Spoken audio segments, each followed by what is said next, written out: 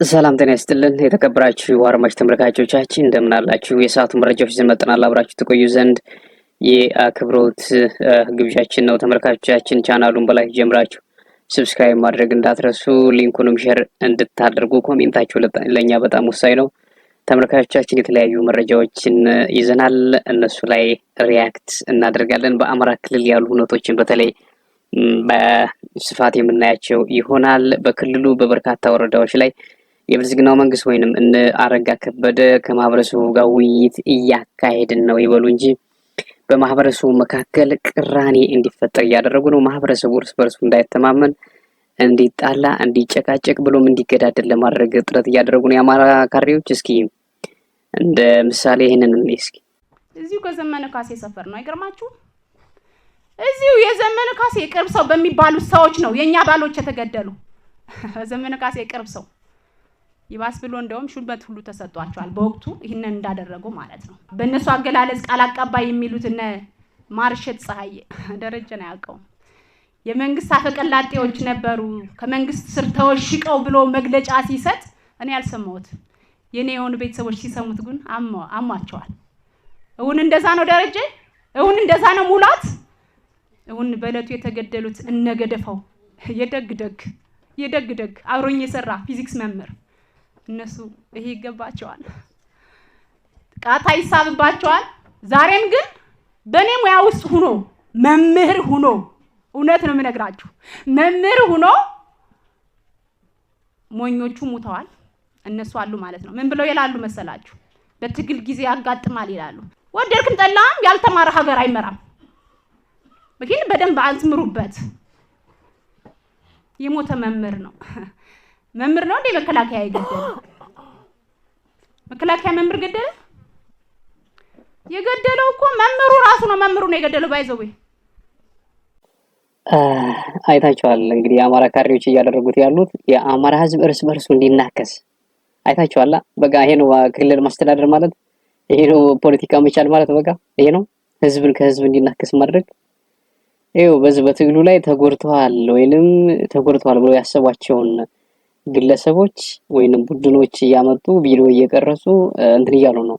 ስብሰባ ላይ እየጠሩ ኑና ስብሰባ ላይ አወሩ ብሶታቸው ምናምን እያሉ ፋኖ የሆነ ጥፋት አጋጣሚ አጥፍቶ ከሆነ ያችን እንትን ጎልታ እንድትወጣ ወይንም ሰምቲንግ ከአድማ ብተና የሆነ ነገር አድርጎ ከሆነ በተመሳሳይ እና ተመልከቱ። በቃ አሁን ስብሰባ የሰሞኑን የአማራ ካድሬዎች የሚያደርጉ ስብሰባ የአማራ እርስ በርሱ እንዲናከስ፣ እርስ በርሱ እንዲታኮስ፣ እርስ በርሱ ሌላ ምንም ጣልቃ ሳይገባ ይቺ መምህር አሁን ባሊን ገሎታል ፋኖ እያለች ነው። በቃ እዛው አዙሪት ውስጥ እንዲገባ እያደረጉት ነው። እነማን? የአማራ ካድሬዎች። በማዕከላዊ መንግስቱ ምንም ተጠያቂ አይደለም፣ አብይ አህመድም ተጠያቂ አይደለም። እንደዛ ነው የምገልጸው ነው። ትግል ነው። ኦኬ፣ ማንኛውም ሀገር ውስጥ ተቃውሞ ይነሳል፣ መንግስትን የሚቃወም ኃይል ይፈጠራል። ነገር ግን መንግስትን የሚቃወም ኃይል ሲፈጠር እታገልልሃለሁ የሚለውን ህዝብ እየገደለ እየረሸነ አይደለም፣ እየዘረፈ እያገተ አይደለም። ግልጽ ነው። እንዳለችው ቅድም ብዙ ግራ የገባውም የተጋባውም የተደናገረውም ገብቷል እዚህ ኃይል ውስጥ ማለት ነው። ስለዚህ ይህን ሳያጠሩ ደግሞ መርህ አልባ ጦርነት ማስኬድ ውጤቱ ምን እንደሆነ አይተነዋል። እቺ ክልል ጸረ ዲሞክራሲ እንድትሆን፣ እቺ ክልል ባለሀብቶች የሚሳደዱባት የሚታገቱባት፣ ህዝቡ በረሃብ አረንቋ። እሺ አሁን ለምሳሌ እዚች ባል ለናረጋ ከበደ ምናምን ሲያገለግል ምናምን ተገደለ፣ እሷ ወጣ ምናምን እየተቃወመች ነው።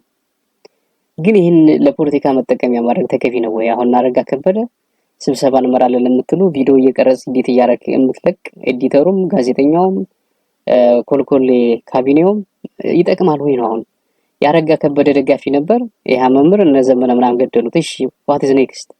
አሁን ኔክስት ሚስቷ መጣ እንድታወራና እርስ በርስ ምናምን እንዲናከስ ነው የምትፈልጉት ህዝቡ ነው ወይ?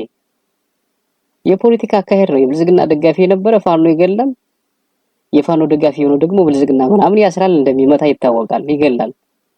አሁን ይቺኛዋ የተጎዳች ሴት አመጣችሁ እንድታወራ ማድረግ፣ አማራ ከአማራ እንዲናከስ ማድረግ፣ ይሄ ካድሬ ስራ እኔ በጣም የሚገርም ነው።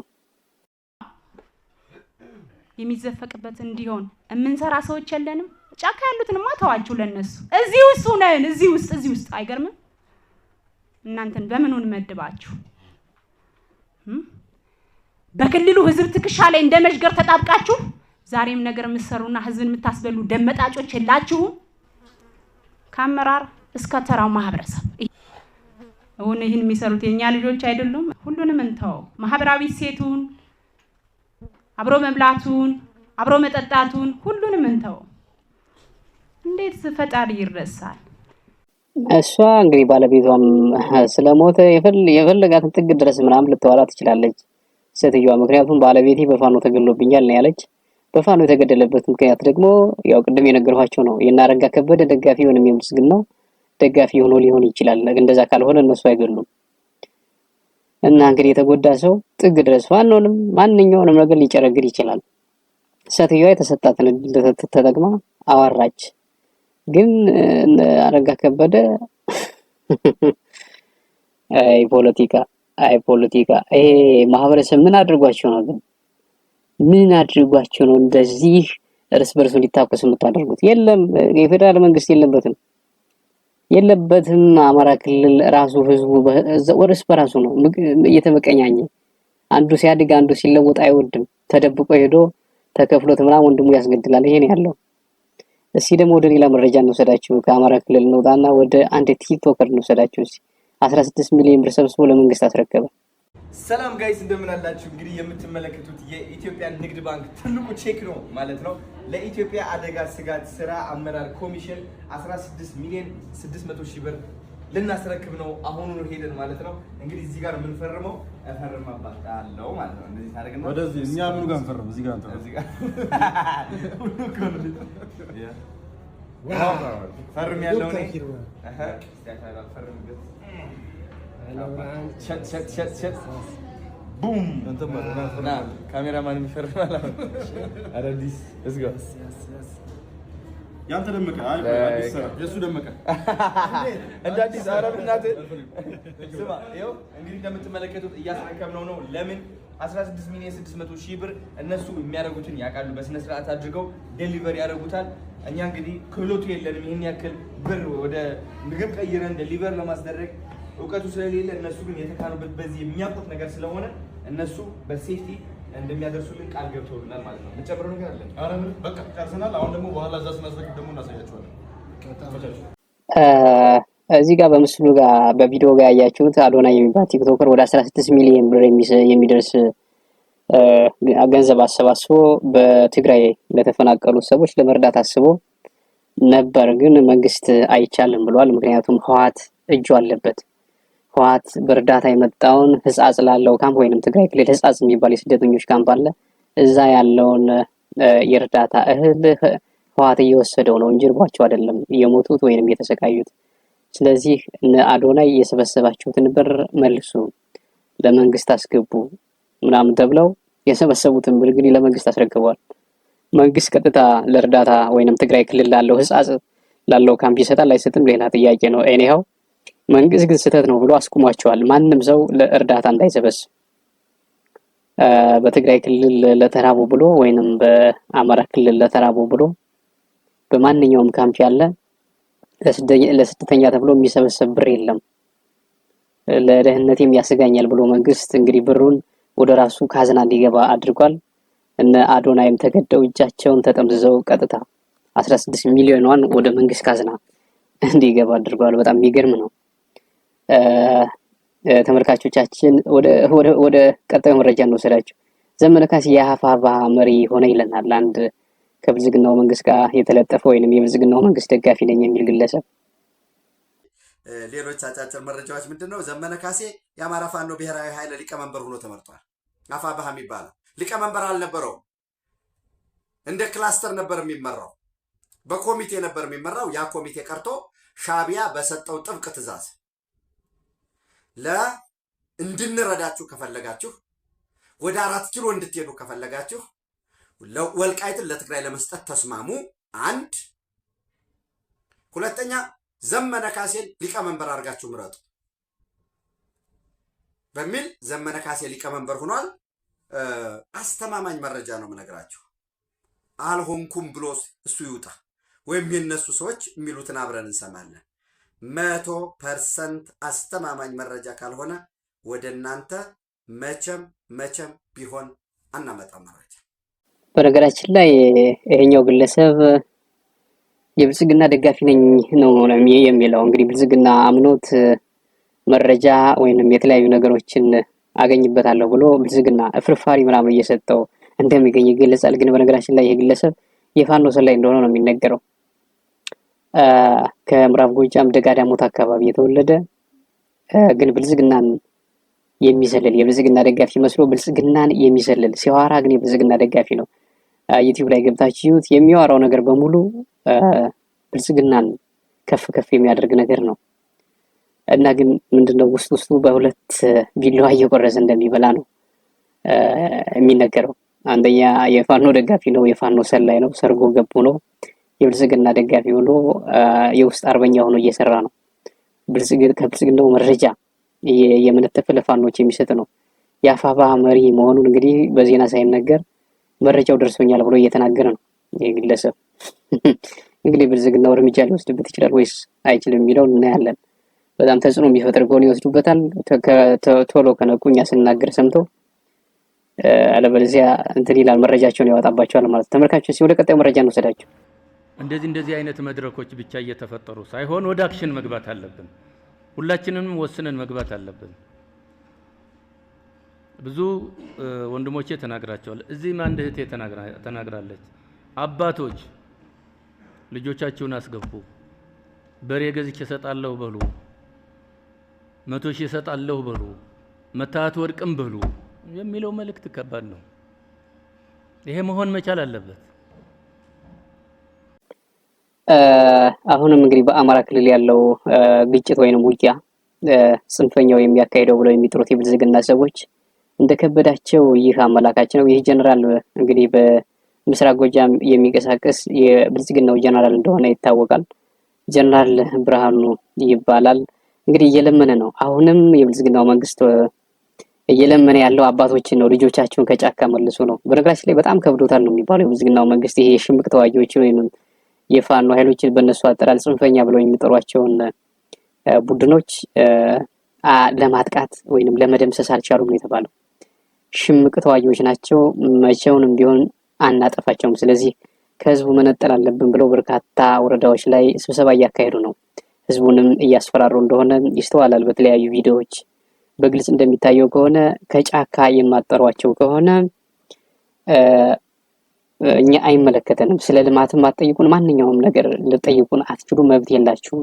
ምክንያቱም ልጆቻችሁም ጥሯቸው፣ ልጆቻችሁ ልማት እንዳናሳልጥ እንቅፋት ሆነውብናል እያሉ እንደሚያስፈራሯቸው ነው የሚገለጸው። ይህ ጀነራል እንግዲህ ተስፋ በቆረጠ መልኩ ነው ንግግሩን አሁን ቀጣይ ተሰሙታላችሁ።